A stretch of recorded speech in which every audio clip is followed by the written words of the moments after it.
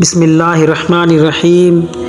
جب اللہ نے انسان کو پیدا کرنے کا ارادہ کیا تو کوئی بھی فرشتہ زمین کی مٹی نہ لا سکا، تو اتنے میں حضرت عزرائیل علیہ السلام فرمانے لگے، اے اللہ، یہ کام مجھ سے ہی ہونا ہے۔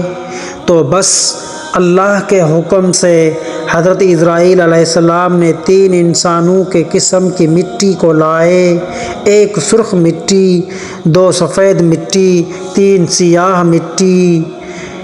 پھر اس مٹی کو مکہ مکرمہ اور طائف کے درمیان رکھا گیا اور مسلسل رحمتیں برسنے لگی۔ پھر اللہ نے اس مٹی کو عرش پہ بلایا، پھر حضرت آدم علیہ السلام کا پتلا تیار کیا گیا اور 40 سال جنت میں رکھا گیا۔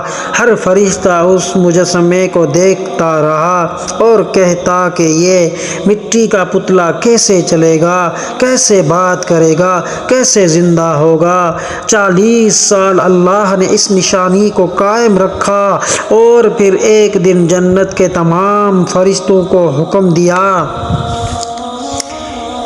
کہ آج اس میں میں اپنی روح ڈالوں گا، اور جب ایسا ہو تو تمام فرشتے اس آدم کو سجدہ کر دینا۔ سب فرشتے اس پتلے کو حیرت سے دیکھ رہے تھے۔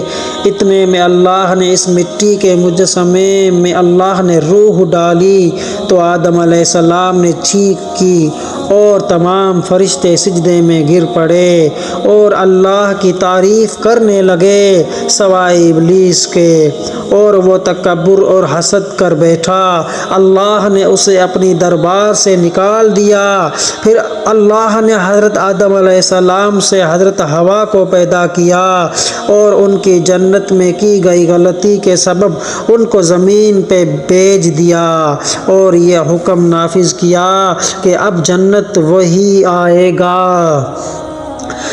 کہ وہ یہ ثابت کر کے ہمارا فرمان بردار ہے، اور یہ انسانوں کے لیے امتحان رکھا گیا ہے کہ ہر انسان امتحان دے کر اللہ کو راضی کرنے والا بن جائے اور جنت میں جانے والا بن جائے۔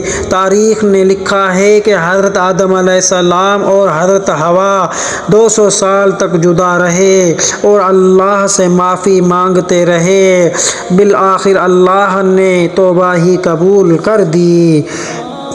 پھر حضرت جبرائیل علیہ السلام انہیں مکے میں جبل عرفات پر چھوڑ آئے اور وہ ساتھ رہنے لگے، اور پھر اللہ نے حضرت آدم علیہ السلام کو حکم دیا کہ خانہ کعبہ کی تعمیر کرے، اور حضرت جبرائیل امین اور حضرت آدم نے مل کر ایک گھر کا نشان قائم کیا، جس کے بعد میں حضرت ابراہیم علیہ السلام نے تعمیر کیا اور جسے آج بھی اللہ کا گھر یعنی خانہ کعبہ کہتے ہیں۔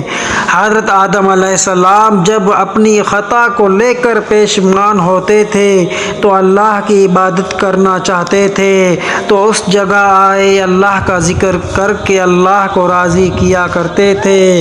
حضرت آدم علیہ السلام نے 960 برس کی زندگی پائی،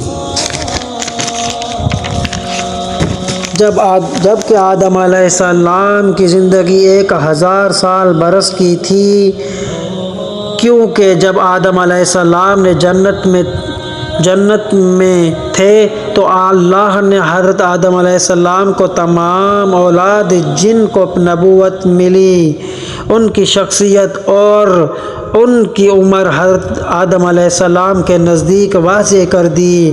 آپ نے حضرت داؤد علیہ السلام داؤد علیہ السلام کی عمر کو 60 سال دیکھ کر اللہ سے عرض کیا، اے اللہ، میری عمر کے 40 سال میرے پوتے داؤد علیہ السلام کو دے دے، تو یوں آپ کی دعا قبول ہو گئی۔ اللہ نے داؤد علیہ السلام کو 2 فرزند عطا کیے، حابیل اور قابیل، لیکن شیطان کے وسوسے، حسد اور نفرت نے جب قابیل کے ہاتھوں حابیل کا قتل کیا تو حضرت آدم علیہ السلام ٹوٹ گئے اور بار بار اللہ کی دربار میں دعا مانگنے لگے۔ تو ایک دن اللہ نے جبرائیل امین کو آدم علیہ السلام کے پاس بھیجا اور یہ فرمایا کہ آدم اللہ تمہیں ایسا بیٹا دینے والا ہے جس کے نسب سے انبیاء اولیاء زمین تک پہنچے۔ اس کا نام شیس رکھنا۔ شیس کا مطلب ہے اللہ کا عطا کیا گیا تحفہ، اور یوں اللہ نے آدم کی نسل کو پھیلا دیا۔ تو میرے دوستو، اللہ جل جلالہ نے ہمیں اس قصے پر عمل کرنے کی توفیق عطا فرمائے، اور اللہ جل جلالہ ہمیں